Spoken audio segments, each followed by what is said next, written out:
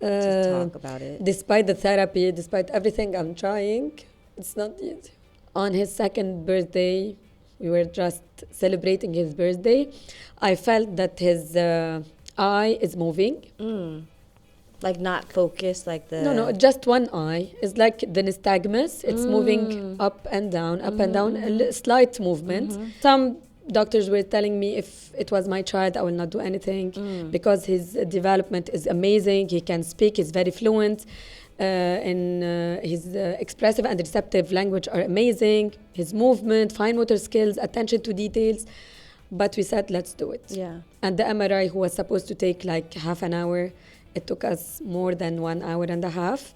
Why did it take so long? Because they discovered that there is a tumor in the brain on his optical nerve.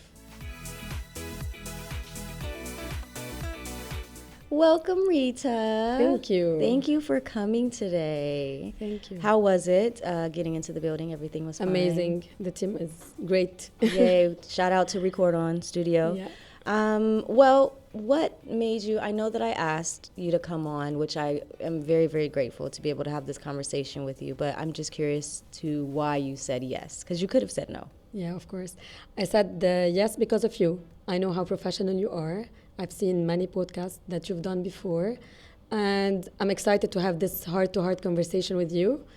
And I've heard a lot from my friends who already met you and did the podcast with you about their experience, and I like it. Oh, Yeah. well, that makes me happy. And, you know, I love watching you on social media. I love the work that you do. And so I'm just really excited to be able to do it. I know the first conversation is on camera, you know, deep, but I'm really excited to continue to better understand who you are as a professional and as a mother. So let's get into it. So the first question I do have is, learning support specialist, ABA therapist, how did that come about? I started as a learning support specialist, Okay. special educator, more than 18 years ago. Okay. And later on, I was so interested to understand more the kids and why they do what they do to be able to support them better. So I went into ABA. Yeah. Okay. And where are you from exactly? Lebanon. Lebanon. I'm So Lebanese. you've moved, were you working in that space in Lebanon as well? Yeah, of course. For more than 20 years. Oh, yes. 18, yes. Yeah. So you've been here, how long have you been 8 here? years, almost 8 years. Okay, Yeah. okay. So you, 18 years, you said, you know, you started from learning support to then ABA. Is there a difference? They complement each other, actually. I like that. I would never be able to do this without that. And I feel like now the picture is more clear and complete. Yeah. So not only are you a therapist, but you are a mom and a wife. How do you navigate that? I try my best. Okay. With guilt. No. With guilt, with the sleepless nights, and especially now with the case of Matteo, it's becoming more and more hectic. But I keep like reminding myself that they need me, and I love what I do. Yeah. So I try to make this balance as Yeah. much as possible. Yeah, you can tell that you really love what you do. Now, how becoming a parent, how has that helped you connect with families and your approach, like working with children? More understanding. Yeah, I could Yeah. imagine. I'm now a little bit combining between the clinical point of view and being a mom. Yeah. Being a mom who's sometimes tired, who's sometimes worried most Yeah. of the times, and who wants a solution as well. So I feel like more empathy is now in my way, Yeah. and which I love more, Yeah. actually. Yeah. I feel like in my mind, I'm like, okay, when I have kids, I'm going to be a great mom because I know ABA and this is always like the struggle with parenting. So how is that? Do you feel yourself applying a lot of like the ABA, you know, techniques to your daily living with your children? Actually, yes. Even if I don't want that, I do it Yeah. unconsciously. And I love that. But many times I feel like a strategy will work today with my son and the second day will not work. Yeah. It will work with my daughter. It will not work with him. Yeah. So it's like an error and trial all the time. It's good that we know a lot. It's good that we have the experience. But when you want to put it in place as a parent, it's not that easy. Yeah, I can imagine. And I'm like, am a bit scared of, because I think we work with families all the time and we're telling parents like, oh, it's so easy. This is not so easy, but this is your follow through. This is what we should do. We need visuals. We need this. And so I just wonder like how ABA therapists like really apply that to their lives. Like, do you have visuals and stuff in the house as well? I do have visuals. Yes. Especially now, I always tell people on social media that with chemotherapy for Matteo, we're facing some behavioral challenges. He's becoming easily irritated. So yes, I use first and then, I use visuals. Even for my daughter, for like a daily task, I will use visuals to encourage her, to reinforce her behavior. Yeah. So yes, I use it, and I encourage people to use it as well. It never turns off. I'm it a visual seems like. learner, Yeah, actually. same. I need visuals everywhere. So Same. yeah. Yeah, it seems like it never turns off. Now, for those that don't know what ABA therapy is, like, how would you define what that is? I can start with it's a bond. You will never be able to apply any approach or any strategy if you don't have the bond, if you don't have a good relationship with the child. Yes. So for me, it starts with bonding.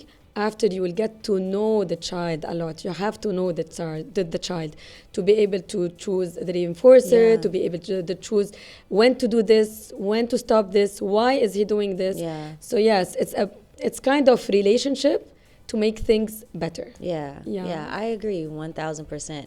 Without a relationship, it's impossible to get any type of work done, to teach any type of skill. So I couldn't agree more.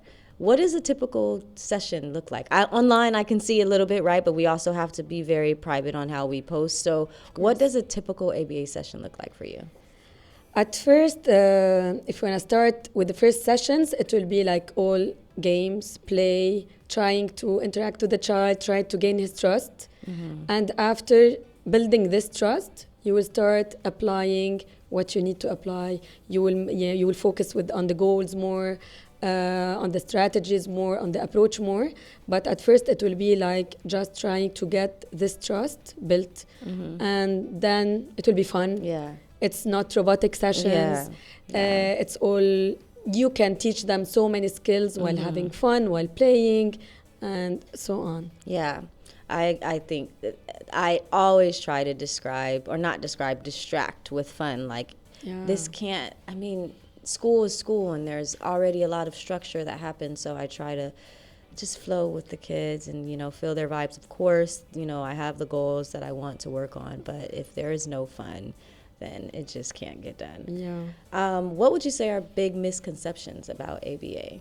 That it's robotic and it's only for kids who are on the spectrum. And I don't believe in this. I agree, and 1,000%. With my experience, with what I've witnessed, with my own kids, I believe that it's for every child who is facing some challenges in his social skills, in his behavior, and so on. Yeah, I agree. I think, and I think the reason why these misconceptions have arise is because when we go back in the day, it kind of was like that. It was very robotic. Touch your nose, touch your nose, like, so I could see that, but I think that in 2025, like, we have evolved into... We're making it more functional. Absolutely. Because this is our purpose, to make it functional. Exactly. We don't want it to be a robotic response either with our children. We want them to be able to be in the space. We want them to be able to be independent. So for me, from the beginning of me being in this space, I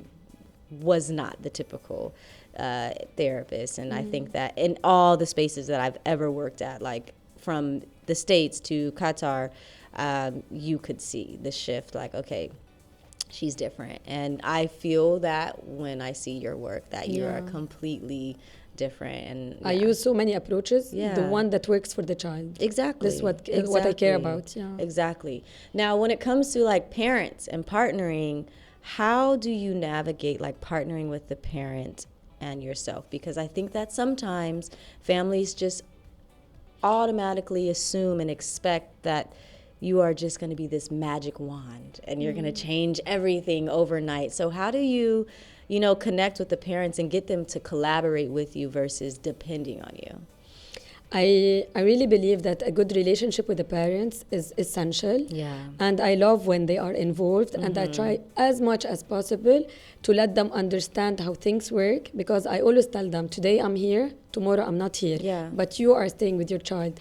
And for the progress to be achieved and to witness this progress, you have to be the one who will know more about the Yeah. child, so you can advocate for your child. So Exactly. you can ask for more, so you can ask for the right things for your kids.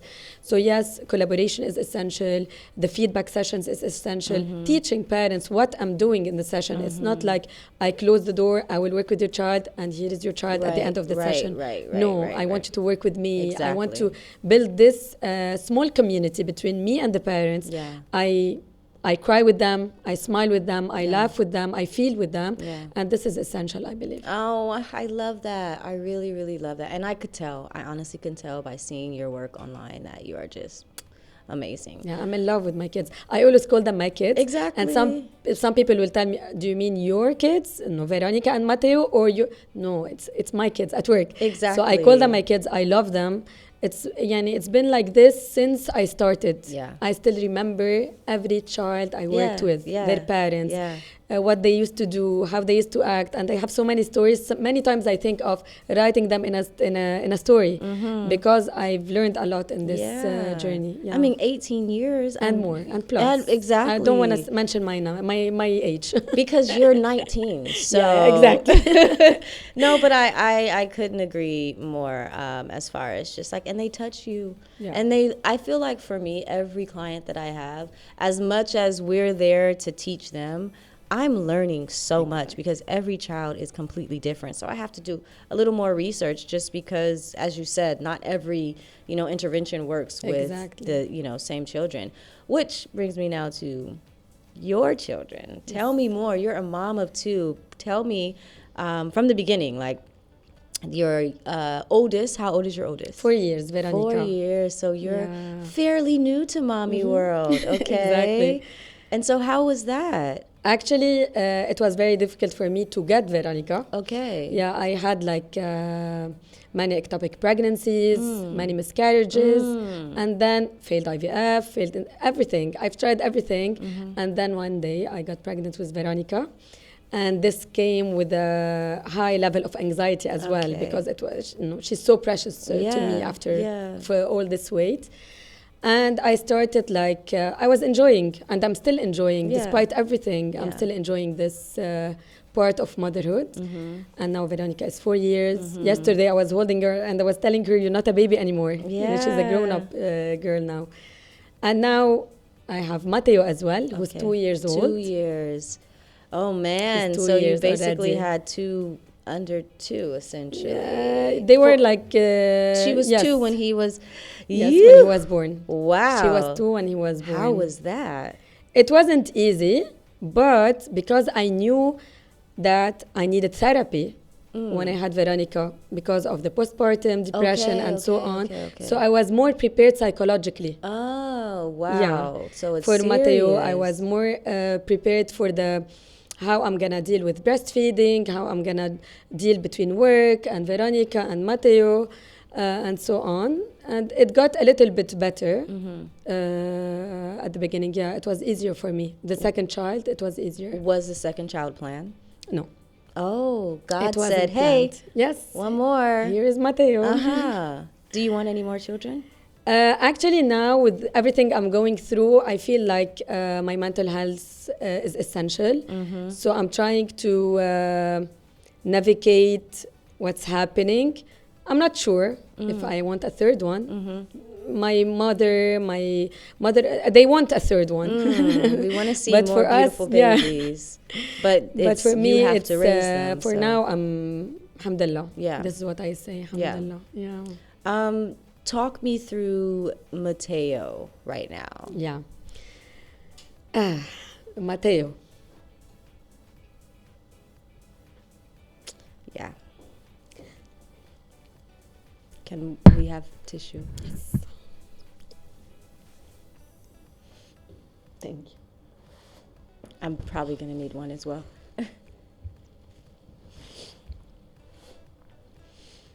Yeah. And thank you. I know that it's not easy to Uh, talk about it. despite the therapy, despite everything I'm trying, it's not easy. Yeah. Yeah. What I don't really know exactly what is happened? happening. Yeah. Actually, on his second birthday, that's why I want to mention something. I always tell the parents, you know better your child. On his second birthday, we were just celebrating his birthday. I felt that his eye is moving. Like not focused, like the No, just one eye. It's like the nystagmus. It's moving up and down, up and down, slight movement. And so I got a little bit anxious. And everyone around me, they know how anxious I am. So they were like, it's nothing. It can be post-viral. Yeah. Maybe he's preparing for an infection or something like that. Maybe his eye is tired. But I was pretty sure that there is something more than that. So we celebrated his birthday, his second birthday. And the second day, I went to an ophthalmo. We checked his sight, and he was like, everything is fine, but I think you have to check with a neurologist. So I called my husband, and he said, are you sure it's not your anxiety who's driving you to do this? I was like, no, I feel that there is something. We went to the ER, and we stayed for a whole day doing all tests. And I started hearing like the words for markers, for tumors. And it was like a little bit tough to hear that we're going through a lot of tests. Right after his birthday. Right after his birthday. And when was his birthday? April 2. Okay. April 2, he's on the fairly autism day. Yes. Actually. Yes. So we did the tests, and they said that we're going to do an MRI. Some doctors were telling me if it was my child, I will not do anything because his development is amazing. He can speak, he's very fluent. His expressive and receptive language are amazing. His movement, fine motor skills, attention to details. But we said, let's do it. Yeah. And the MRI, who was supposed to take like half an hour, it took us more than 1 hour and a half. Why did it take so long? Because they discovered that there is a tumor in the brain on his optical nerve. And the second day, we knew that we're going to start chemotherapy. And we did the operation. We put the port here to make it easier for him instead of doing the chemo in his hand and having to go through this. Okay. We did 10 induction session of chemotherapy. Oh my God, and He's too young for this. Exactly. He's too young for this, but he's too strong. Well, He's mom too is strong, so I'm trying. Sometimes I get sometimes I get surprised when people tell me you're strong. But I think it's a combination of faith. I believe that he will never give us something that we cannot handle. Absolutely. And it's like I have to be strong for him. If I'm not strong, he will not be able to continue. Yeah. And I feel sometimes that I'm doing the chemo sessions. Yeah. You know, I have chemo. I'm going to chemo. I have blood test. I want to check the immunity. Yeah. Like if I'm talking about myself, because I feel like I'm one with Matteo now. Yes. More and more. I'm sure. And yeah. So now we're continuing with the maintenance sessions of chemotherapy. We still have till June. Okay, I just want to go back a little bit so I can comprehend. So we have this diagnosis, we have a tumor, essentially. Yes, you have a tumor, optical glioma. And the suggestion was to go through chemo instead of just We cannot do surgery any surgery. because of his It's age. on the nerve, on the optical nerve. It's in the middle of the brain. This part, you cannot do any surgery. This is the protocol to have like chemotherapy. And this is what we're doing. And immediately you had to start the chemotherapy. Yes, it was like you have no choice to think, to understand, to process. No, I had to wipe my tears and start. Oh, Yeah. man. Yeah. What a story. Yeah. And it's just starting. It started in April. And so you have to do how many sessions before? We still have till June. Till June. And then after June. We will be like monitoring MRIs, So it's Hopefully in shrinking. June, It's it is shrinking. already shrinking and it is already inactive Thank and you, it's God. already cystic Yes. after 10 sessions of Okay. chemo. Okay. And we are very grateful for this. Yes. And now we're doing the maintenance session. Yeah. Just to keep it where it is or to make it shrink more Yeah. and more. Yeah. How is that affecting Matteo? I mean, I know it's affecting him, but how would I'm you trying say? my best to help him not take it easy, but to understand that this is something that you have to go through. He's very aware of everything that's happening. He can, if you ask him now, Matteo, what do you have on Tuesdays? Because we have a visual schedule, he will tell you, I'll go to Sidra. I have treatment to save my eye.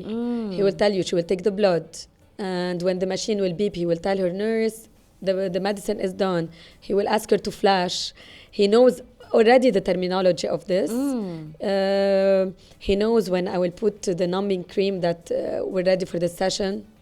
At times he was like refusing this. He used to cry, to say, I don't want to go to the doctor, I don't want to go treatment. Sometimes he will cry and say, it's enough. Yeah, because it's enough, It you know? How did you explain that to him? Actually, I had to explain this for him and for Veronica because usually we are very active. We are already doing a lot of play dates, a lot of outings, Yeah. and now we have to limit this for his immunity. Yeah. So I told them that sometimes things happen for no apparent reason, and this is it with Matteo. And we have to do what we have to do to keep ourselves safe. Yeah.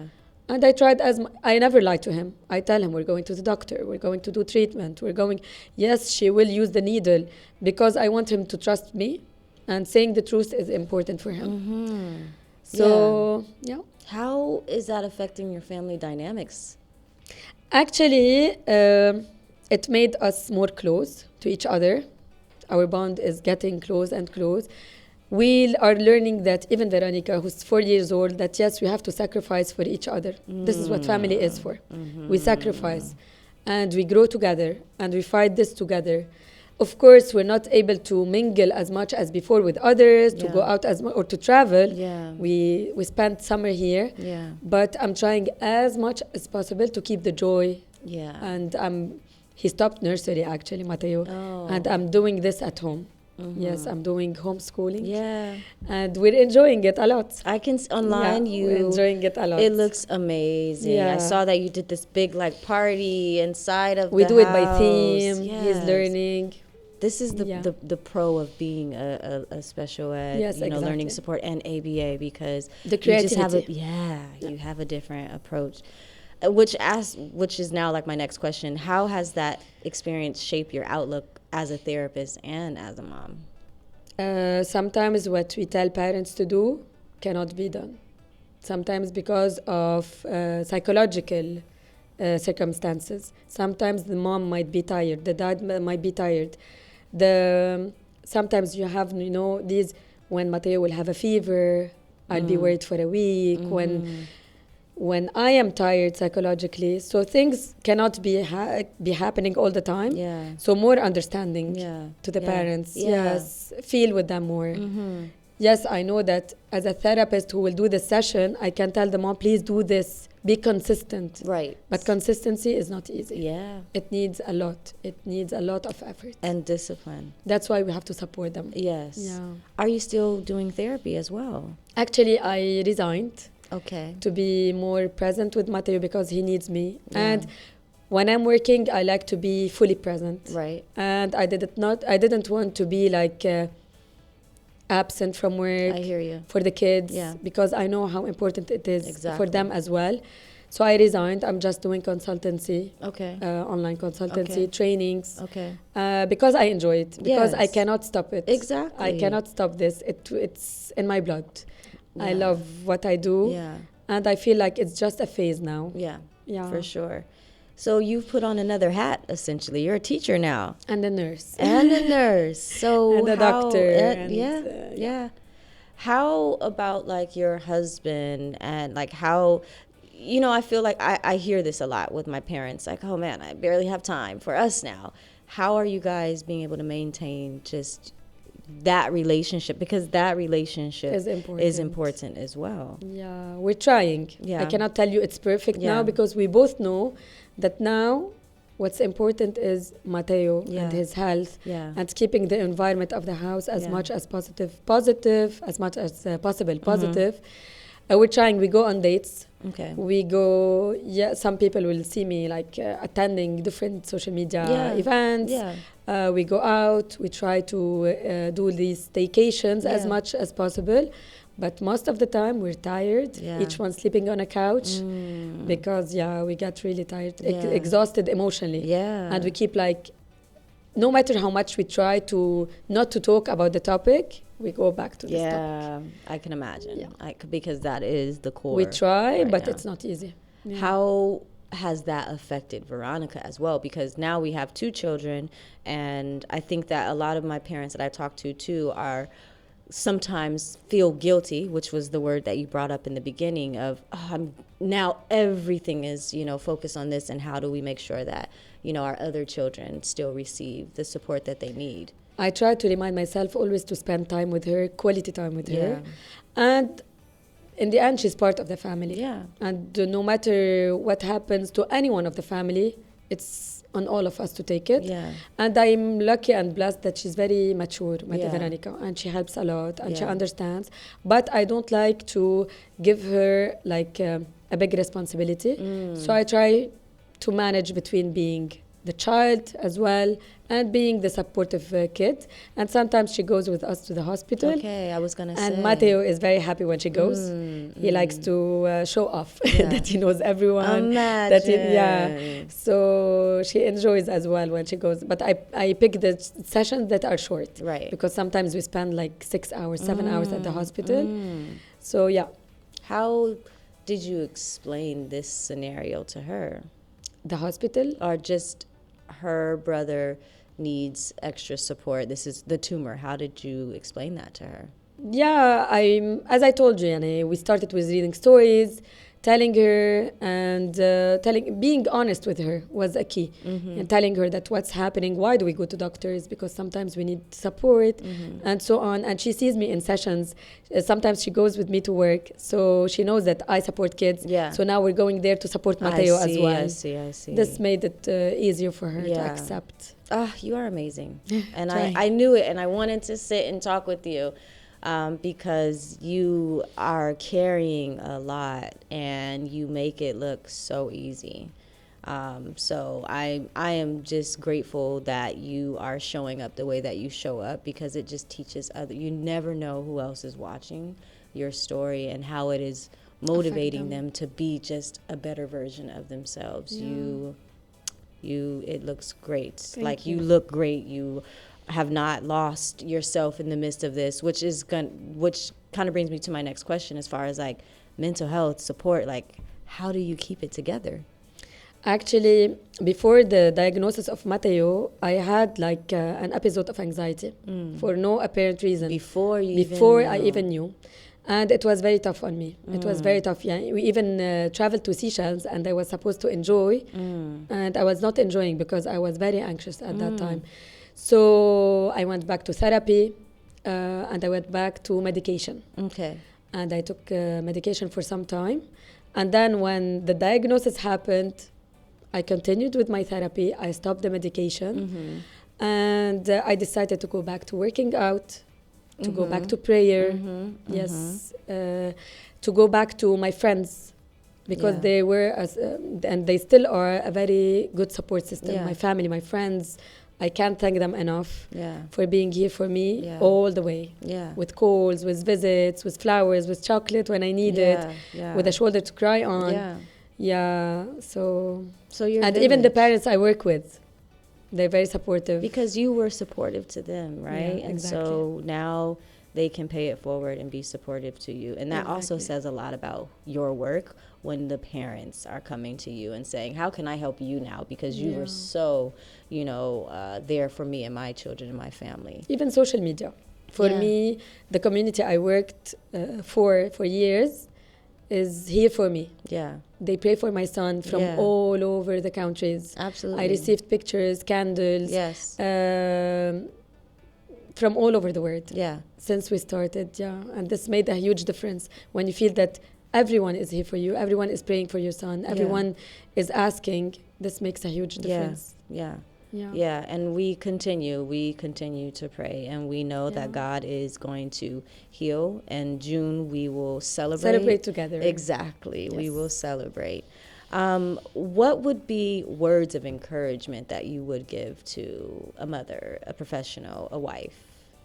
Acceptance. It will help you. It will help you walk this journey. Just accept whatever it is and do what you have to do, and just I'm sure that there is always a light in the end. There will always be a light.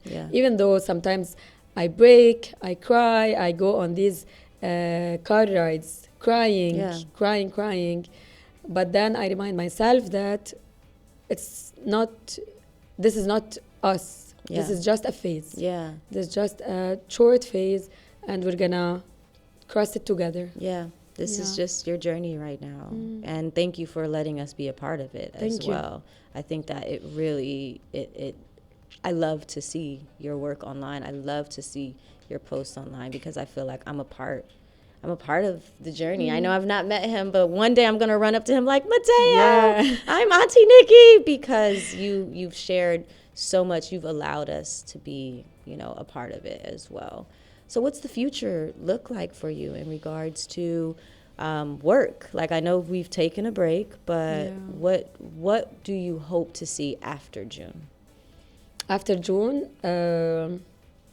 I'm not sure what I'm gonna do, but of course I'm building something for myself. Because the way I see the world of special needs, the world of kids with challenges is like, I feel that they deserve a lot. They deserve a lot. And I always think that we have a lot of early intervention, but I think of what's coming next. I agree. Their future. The teenagers. And after being a teenager, I want to see them in the community more. Exactly. I want to see them among us more. I agree 1000%. We are definitely on the same page. So whenever you are ready, let's collaborate and do something amazing for the community. What would you say is one message that you want our listeners to take away from today's conversation? It's good to have heart-to-heart talks. It's good to open up. It's good to talk so others will not feel that they are alone. And even if I'm here sitting, smiling, talking, this doesn't mean I'm always strong. And you always need someone, and it's not wrong to ask for help. Whether from a therapist, a doctor, or just a friend, it's good to ask for help. Stand up for yourself. Stay strong as a mom, as a parent, because they need us. Our little ones need us. And I say this a lot, that if you're not the best version of yourself, then how can you show up for your kids? And it's okay to not be okay, but getting the help and support, that you need, whether that's going to the gym or going out to hang out with your girls, like just being able to, release is what's important. And this is what I'm learning from Matteo, actually. He's very strong. He's very resilient. I sometimes feel how he's fighting chemotherapy and the effect of chemotherapy. He will be very tired after 7 hours. And he'll be jumping on the trampoline with Veronica. Smiling, dancing. And even when he vomits after chemo, I'll ask him, "Are you okay?" "Don't worry, mommy, I'm fine." And he's just 2 years and 2 months. And 3 months. So you learn a lot from the kids. This is Matteo, and I learned a lot from my kids, the kids I worked with, especially the kids who are on the spectrum. People sometimes will say that they don't have emotions, they don't connect. But for example, a few weeks ago, I went to the school I worked in, and one of the kids who is on the spectrum, he ran to me and he hugged me, and this for me was like, this is the blessing. No, they have the emotions, they have everything. When you give them with love, this love will come back to you. And I think that relationship is where it started. So he missed you. And I miss them, actually. I always keep calling them. I miss them a lot. Oh, man. And it was not easy for me to resign. It was not easy for me to leave them. But you had to put your family first. And that's the biggest theme right now for you in your life. Exactly. Is family first. Exactly. Thank you Thank you so much. Oh, what an amazing conversation. I almost lost myself there, because you just never know the next person's story, and I didn't know your story to that extent. So I'm very grateful that you shared this conversation with the community right now, and I pray that someone else receives the message that you delivered, because there was a message that you were delivering today, and I'm grateful that you were able to have it. So one day can change your whole life. Absolutely. For us, it was a moment on his birthday, and it changed all our plans, all our life. So live your day by day. Enjoy the moment. Be grateful. Yeah. This is amazing, and what we have is great. Yeah. Well, we are praying for you and your family. Continue to share with us online, and thank you for joining the conversation today. Thank you so much. Thank you.